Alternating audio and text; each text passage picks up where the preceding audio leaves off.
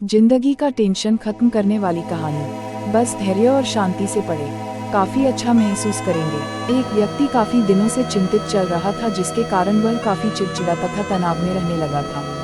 वह इस बात से परेशान था कि घर के सारे खर्चे उसे ही उठाने पड़ते हैं, पूरे परिवार की जिम्मेदारी उसी के ऊपर है, किसी न किसी रिश्तेदार का उसके यहाँ आना जाना लगा ही रहता है।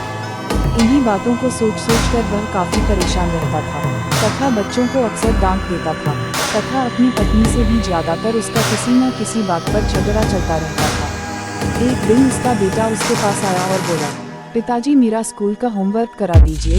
वह व्यक्ति पहले से ही तनाव में था, तो उसने बेटे को डांट कर भगा दिया। लेकिन जब थोड़ी देर बाद उसका गुस्सा शांत हुआ तो वह बेटे के पास गया तो देखा कि बेटा सोया हुआ है और उसके हाथ में उसके होमवर्क की कॉपी है। उसने कॉपी लेकर देखी और जैसे ही उसने कॉपी नीचे रखनी चाही, उसकी नज़र होमवर्क के टाइटल पर पड़ी। होमवर्क का टाइटल था, वे चीज़ें जो हमें शुरू में अच्छी नहीं लगती लेकिन बाद में वे अच्छी ही होती हैं। इस टाइटल पर बच्चे को एक पैराग्राफ लिखना था जो उसने लिख दिया था। उत्सुकतावश उसने बच्चे का लिखा पढ़ना शुरू किया। बच्चे ने लिखा था, मैं अपने फाइनल एग्जाम को बहुत धन्यवाद देता हूँ, क्योंकि शुरू में तो ये बिल्कुल अच्छे नहीं लगते, लेकिन इनके बाद स्कूल की छुट्टियाँ पड़ जाती हैं। मैं खराब स्वाद वाली कड़वी दवाइयों को बहुत धन्यवाद देता हूँ, क्योंकि शुरू में तो ये कड़वी लगती हैं, लेकिन ये मुझे बीमारी से ठीक करती हैं। मैं सुबह सुबह जगाने वाली इस अलार्म घड़ी को बहुत धन्यवाद देता हूँ, जो मुझे हर सुबह बताती है कि मैं जीवित हूँ।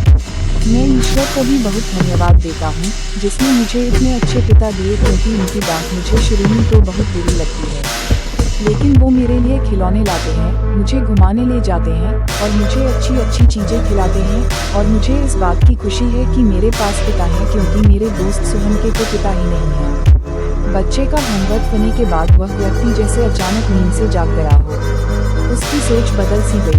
बच्चे की लिखी बातें उसके दिमाग में बार बार घूम रही थी, खासकर वह लास्ट वाली लाइन। उसकी नींद उड़ गई थी। फिर वह व्यक्ति थोड़ा शांत होकर बैठा और उसने अपनी परेशानियों के बारे में सोचना शुरू किया। मुझे घर के सारे खर्चे उठाने पड़ते हैं, इसका मतलब है कि मेरे पास घर है और ईश्वर की कृपा से मैं उन लोगों से बेहतर स्थिति में हूँ जिनके पास घर नहीं है। मुझे पूरे परिवार की जिम्मेदारी उठानी पड़ती है, इसका मतलब है कि मेरा परिवार है, बीवी बच्चे हैं, और ईश्वर की कृपा से मैं उन लोगों से ज़्यादा खुशनसीब हूँ जिनके पास परिवार नहीं है और वो दुनिया में बिल्कुल अकेले हैं। मेरे यहाँ कोई ना कोई मित्र या रिश्तेदार आता जाता रहता है, इसका मतलब है कि मेरी एक सामाजिक हैसियत है और मेरे पास मेरे सुख दुख में साथ देने वाले लोग हैं। हे मेरे भगवान, तेरा बहुत बहुत शुक्रिया, मुझे माफ़ करना, मैं तेरी कृपा को पहचान नहीं पाया। इसके बाद उसकी सोच एकदम से बदल गई। उसकी सारी परेशानी, सारी चिंता एकदम से जैसे खत्म हो गई। वह एकदम से बदल सा गया।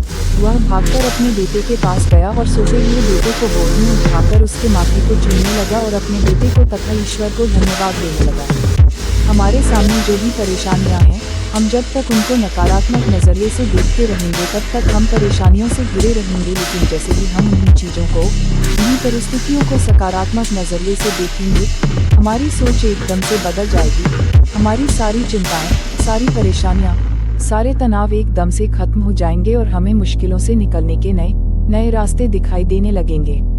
अगर आपको बात अच्छी लगे तो उसका अनुकरण करके जिंदगी को खुशहाल बनाइए।